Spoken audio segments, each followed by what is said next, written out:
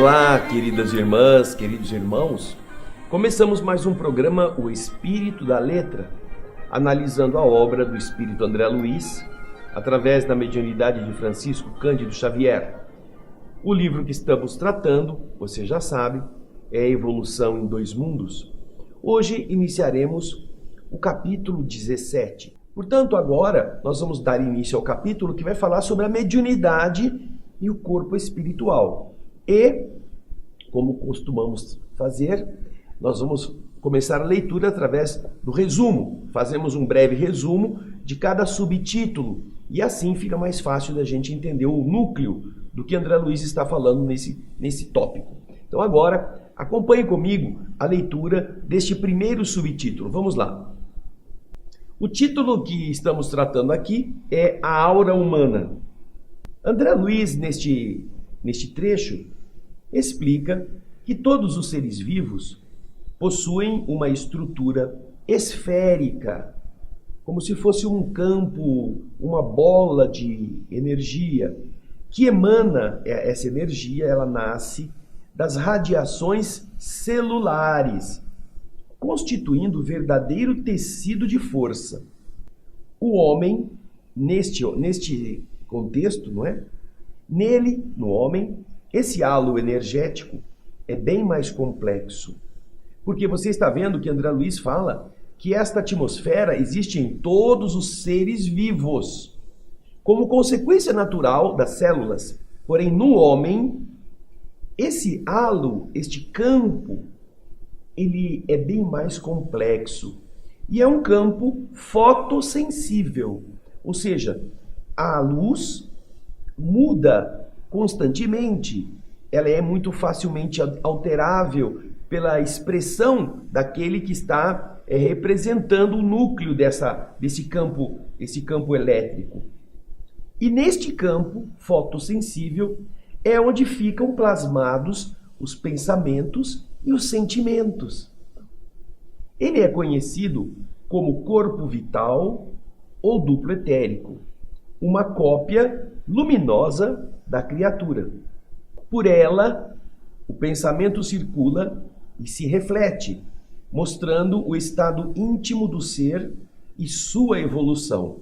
É o que se conhece como aura humana, que penetra o corpo e se expande dele como um campo ovoide ou uma esfera luminosa da alma, chamada, por André Luiz, de fotosfera psíquica. Foto é luz, esfera é o globo e psíquica é da alma, é onde a alma se expande, onde a alma se projeta, onde a alma é representada no seu estado emocional, no seu pensamento, retratando nesse local os pensamentos em cores e imagens que representam nossos objetivos, nossas escolhas, sejam elas boas ou más.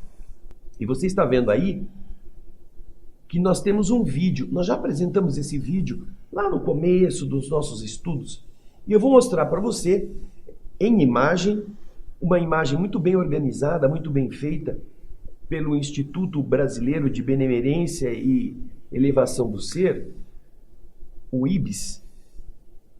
Eles fizeram vários vídeos interessantes e ali você vai encontrar este vídeo que retrata de forma bastante precisa isso que André Luiz está dizendo nesse primeiro subtítulo. Vamos ao vídeo. A aura é uma espécie de halo luminoso, um conjunto de radiações que circunda e interpenetra todo o nosso complexo fisiopsíquico. Conhecida também como psicosfera, fotosfera psíquica, veículo ou túnica de forças eletromagnéticas, ela é composta pelo conjunto de emanações dos diferentes campos multidimensionais ou corpos. Apresentamos aqui uma visão total de sua forma ovalada, onde temos o corpo físico, o duplo etérico, o corpo astral, o corpo mental, o corpo causal e os centros de força. Através da animação em 3 dimensões, podemos notar com maior clareza que a nossa aura não começa na superfície do corpo físico. Ela é formada por camadas, conhecidas como campos sutis ou campos dimensionais.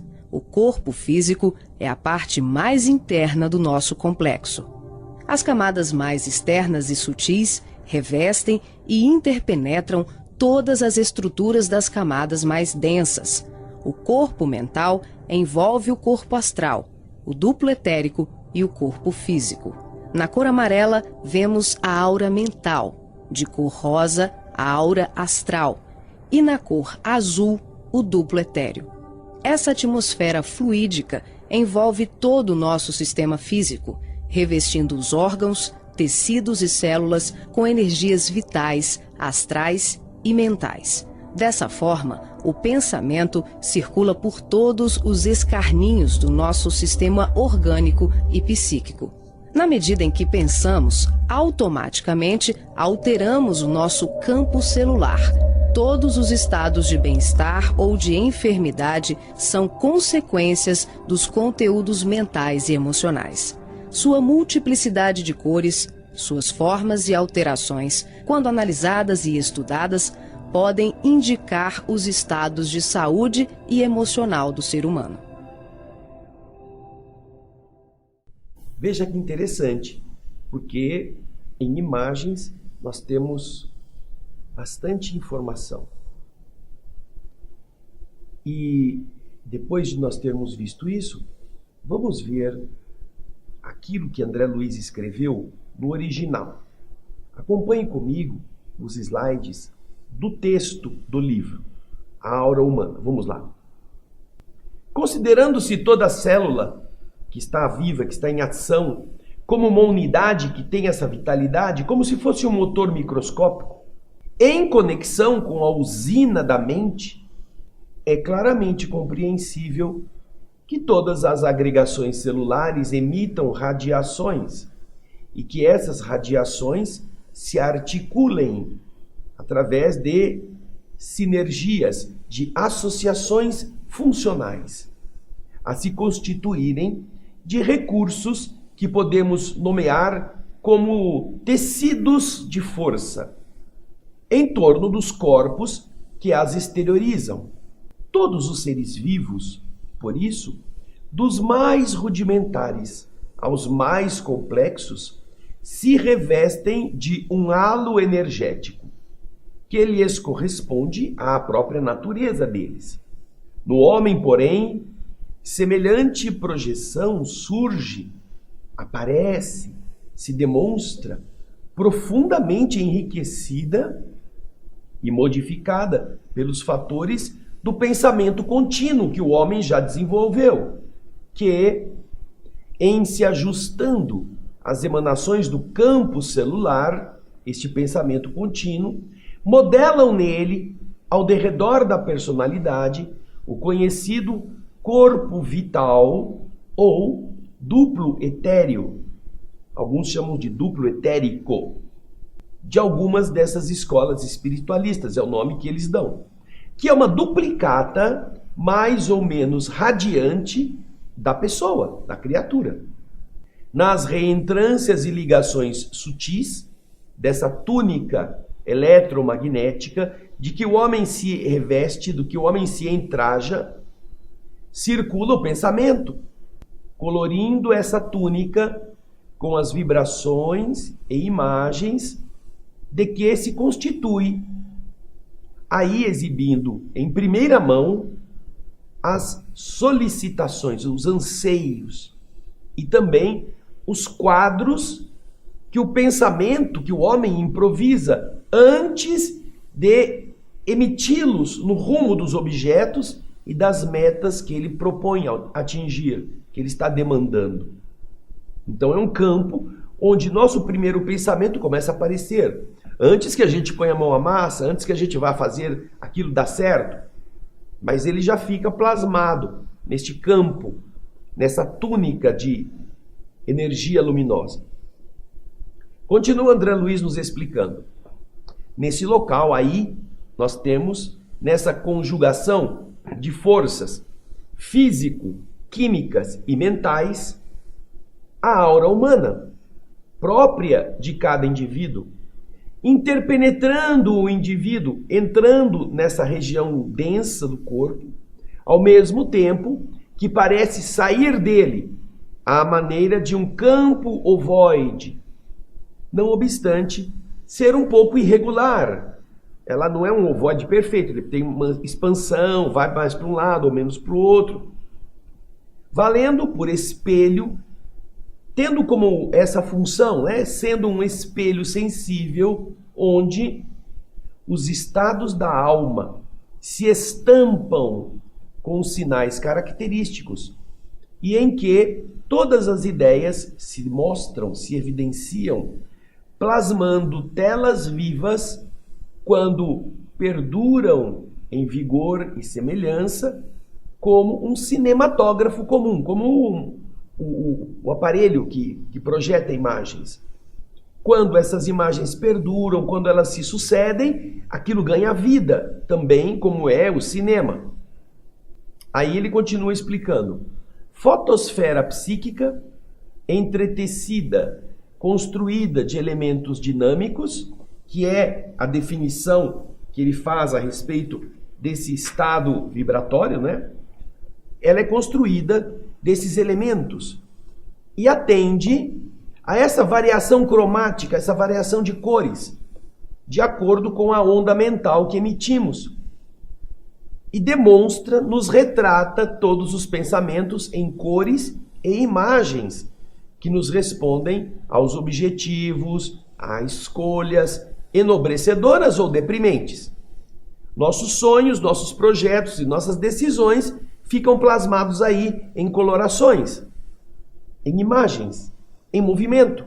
Olha que interessante.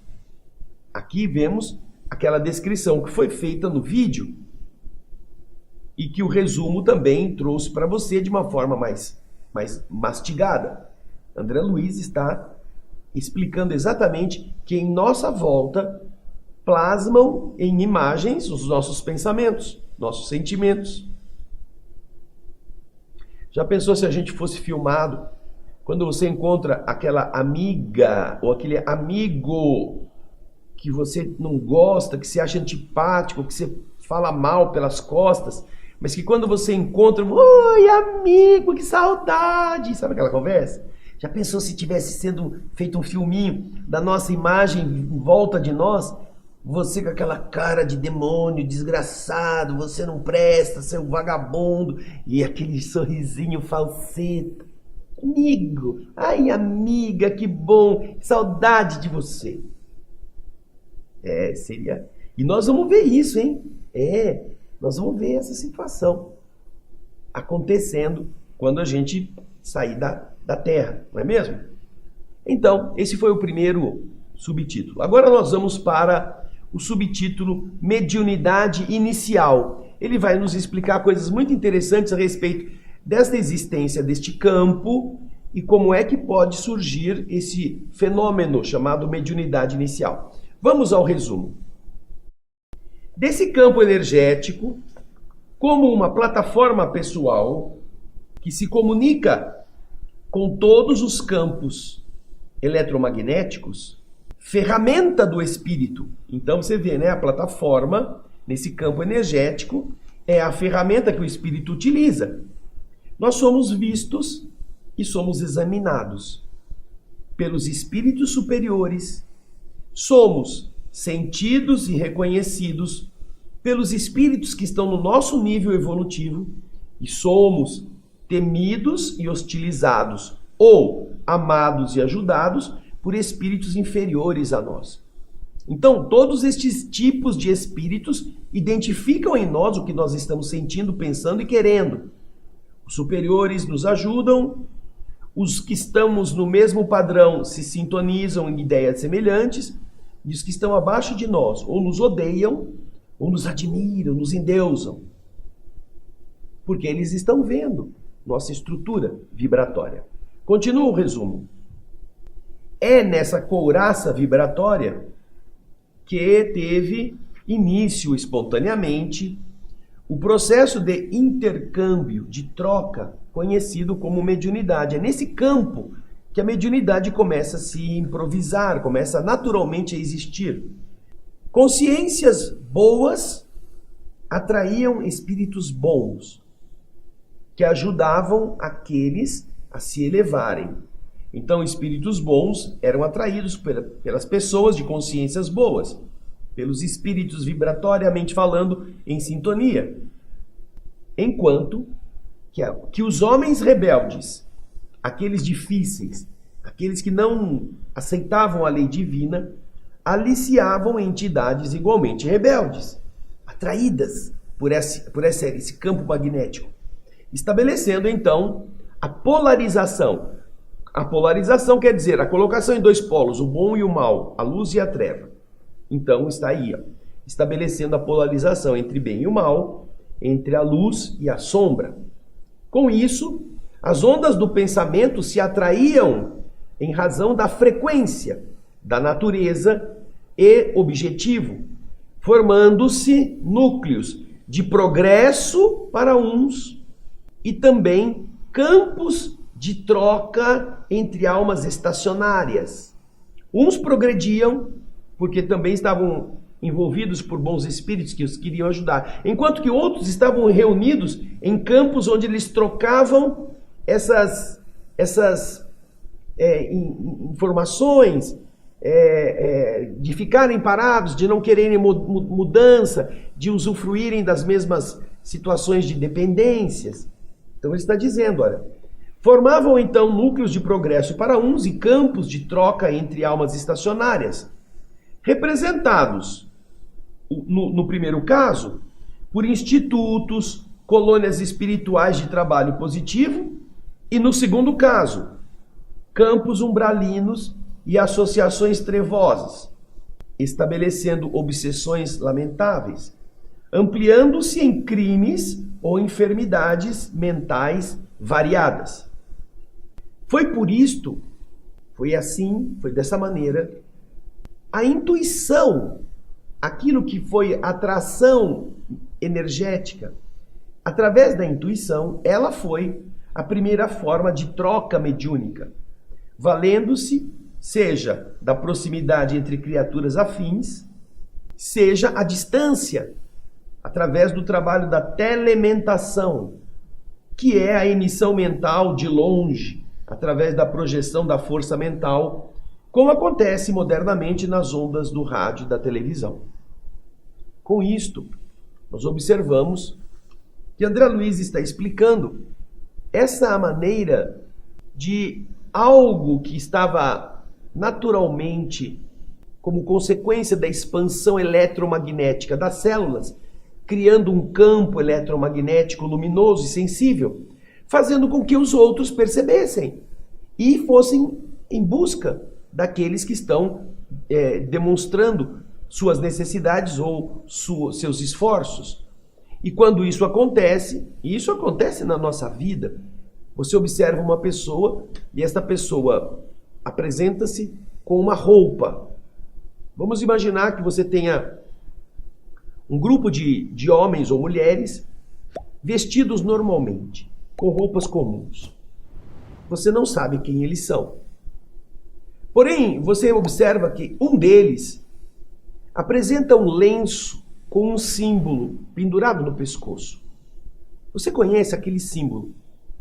É um símbolo que é usado por pessoas que, vamos supor, por hipótese, fazem parte de um grupo de escoteiro. Ele não está vestido de escoteiro, mas ele tem um lenço com um símbolo que você conhece, porque você também já foi escoteiro, ou ainda é.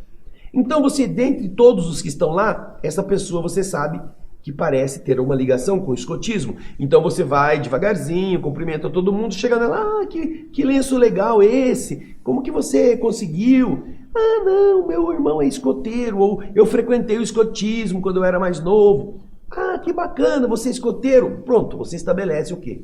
Uma sintonia. Por aquilo que você está vendo. Nós estamos fazendo isso durante a vida física.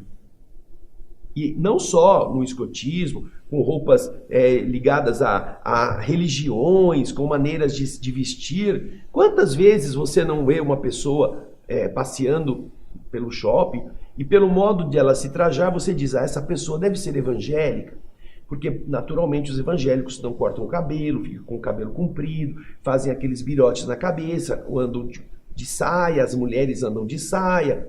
Então, existe um perfil que atrai ou que define, e isso aqui André Luiz está explicando.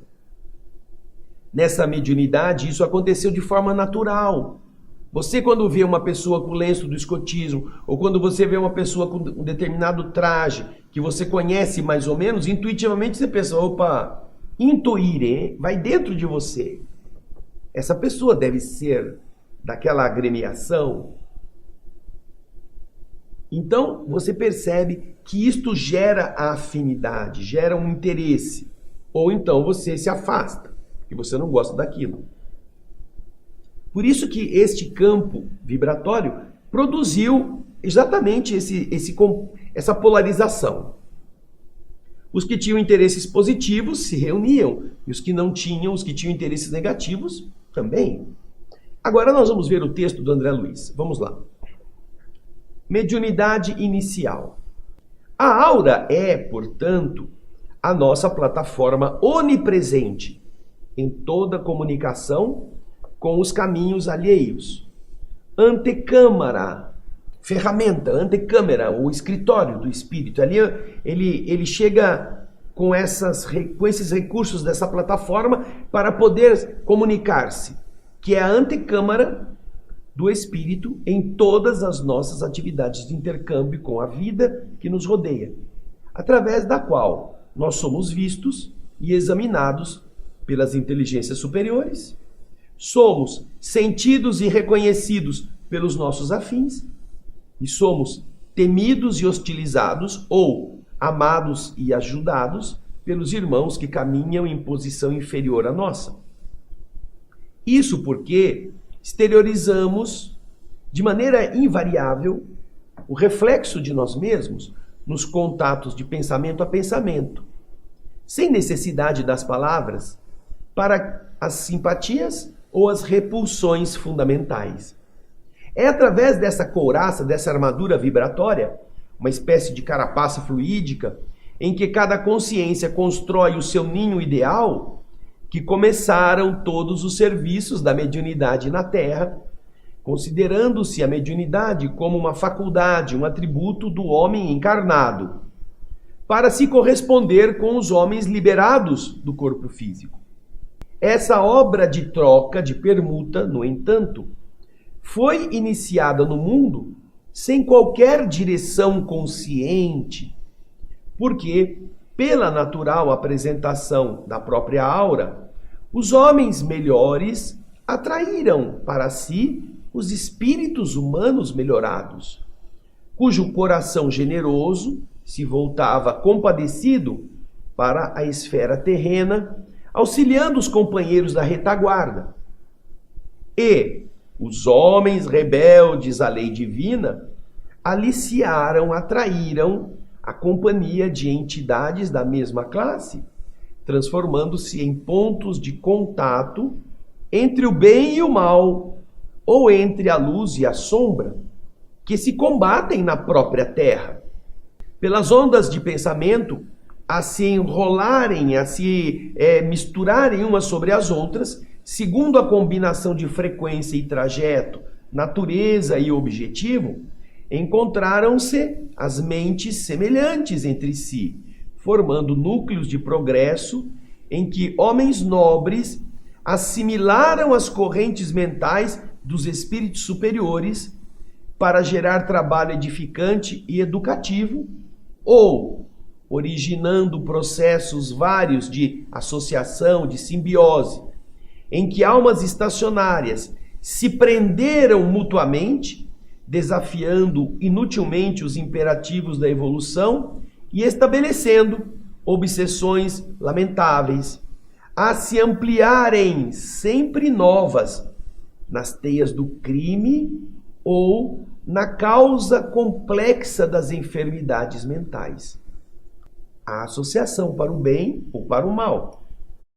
A intuição, continua o texto, foi por esse motivo o sistema inicial de intercâmbio, facilitando a comunhão das criaturas mesmo à distância, para transfundi-las, para transformá-las no trabalho sutil da influência mental ou a telementação, nesse ou naquele domínio do sentimento e da ideia, por intermédio de redemoinhos mensuráveis de força mental.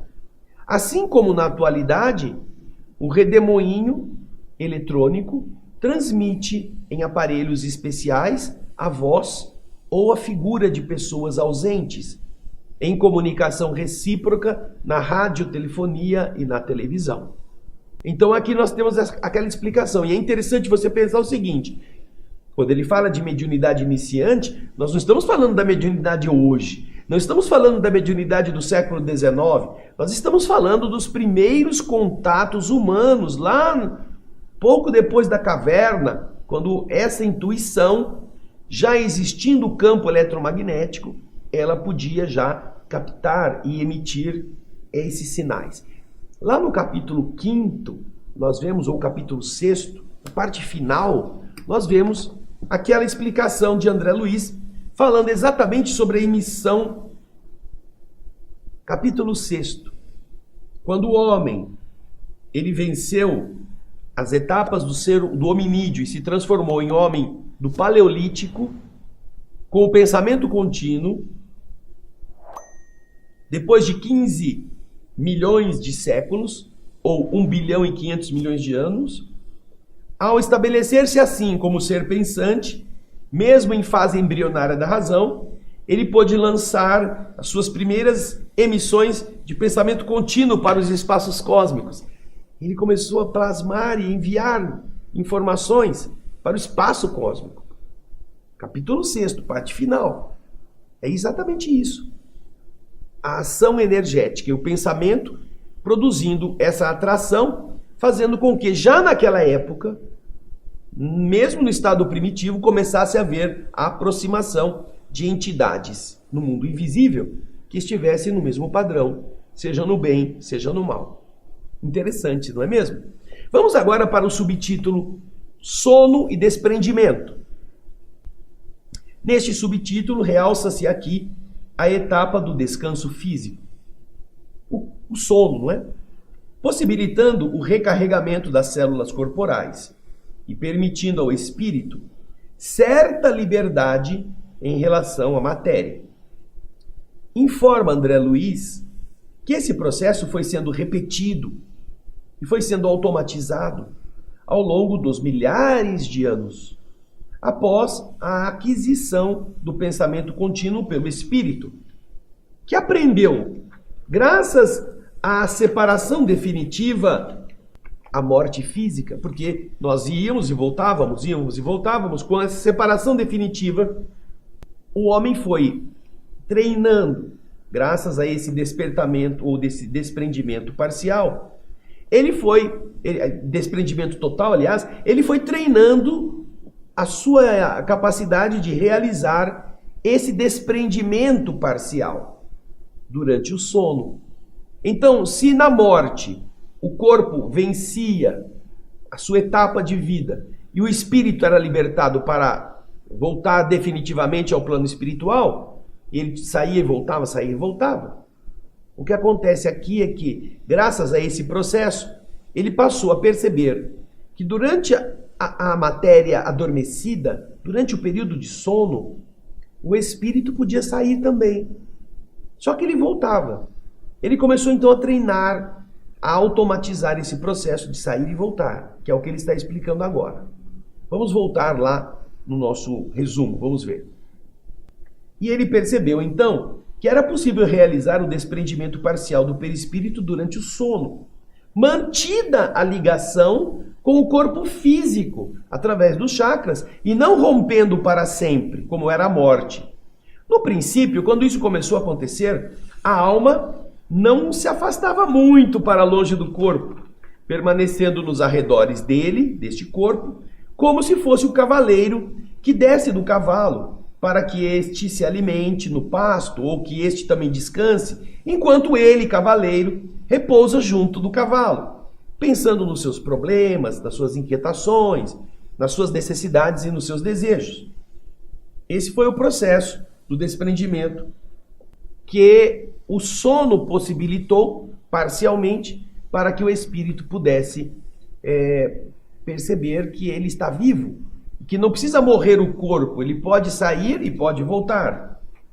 Agora nós vamos ver o texto do livro Evolução em Dois Mundos, o texto de André Luiz. Vamos lá. Sono e desprendimento.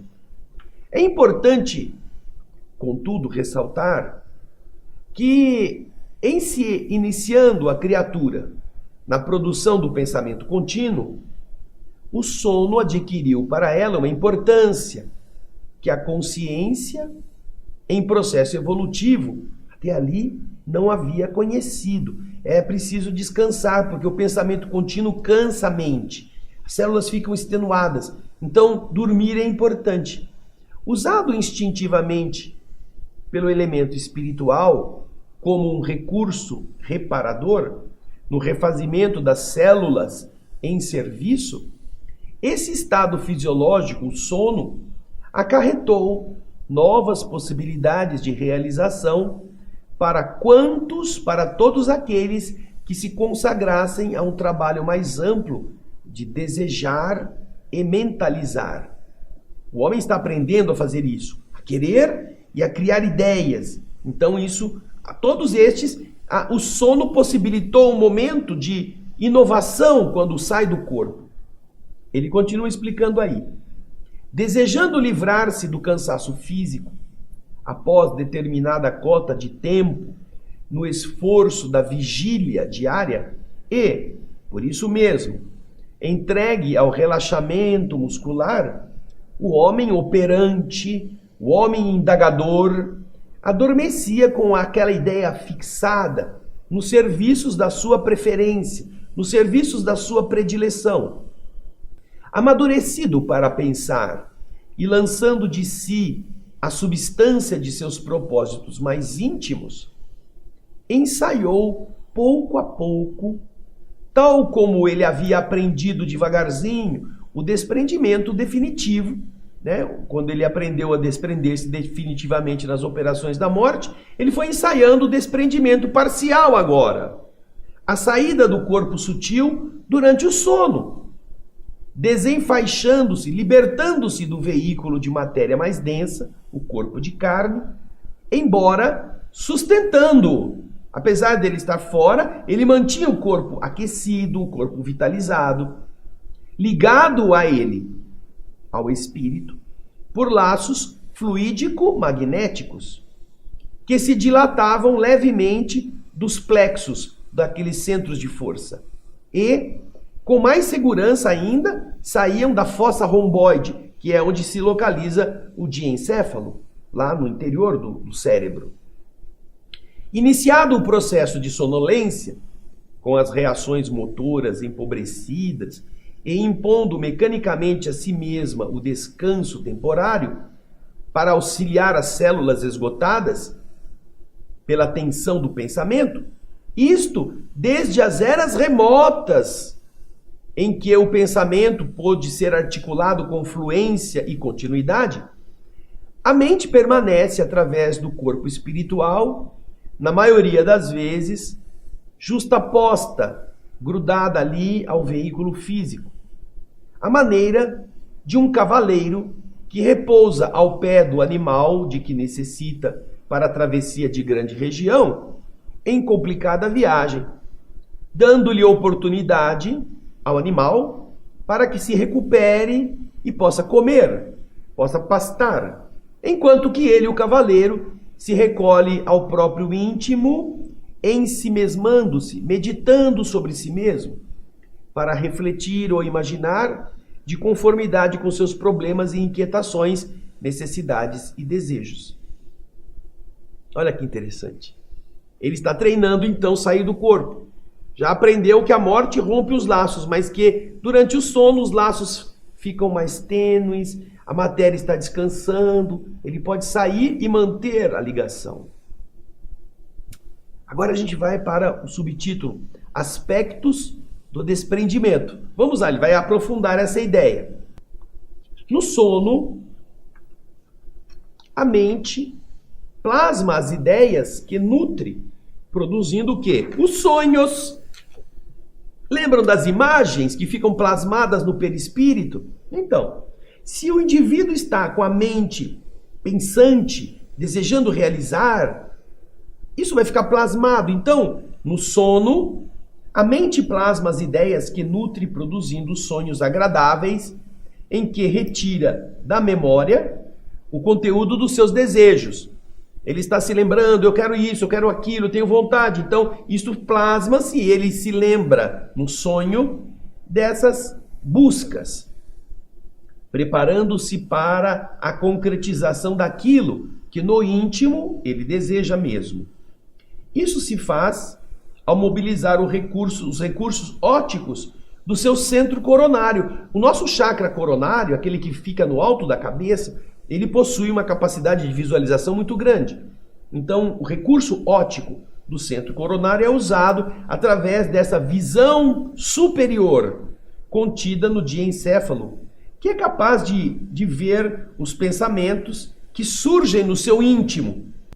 Também durante o sono, pode recolher, pode identificar o resultado dos seus excessos, tanto no campo das vísceras, comeu demais, bebeu coisas que são agressivas, quanto dos nervos viciados pela licenciosidade ou pelo pesar do remorso em face dos erros cometidos, acumulados nas lembranças. Então, também durante o sono, ele vai ter sonhos que estarão ligados às questões químicas do seu organismo ou às questões do seu peso de consciência. Nesses momentos, a mente sofre também a influência de outros espíritos, atraídos pelos quadros estampados na sua aura, para ajudá-lo a reerguer-se ou para sugar-lhe as energias ou sugerindo ideias infelizes em resposta à preguiça ou à intenção maligna, criando-se um consórcio psíquico, uma união de forças similares, um consórcio psíquico inferior que estimula a manutenção da criatura nos mesmos estados de abatimento ou de inferioridade moral das forças sombrias. Até este ponto, a mente encarnada age apenas como espectadora, ela está assistindo tudo isso. Porém, o pensamento contínuo atua ao longo do tempo, carreando consigo esses miasmas mentais, ou assimilando as boas sugestões, assim como o pequeno riacho arrasta a terra por onde passa e carrega as pedras soltas que se vão lapidando no decorrer dos dias.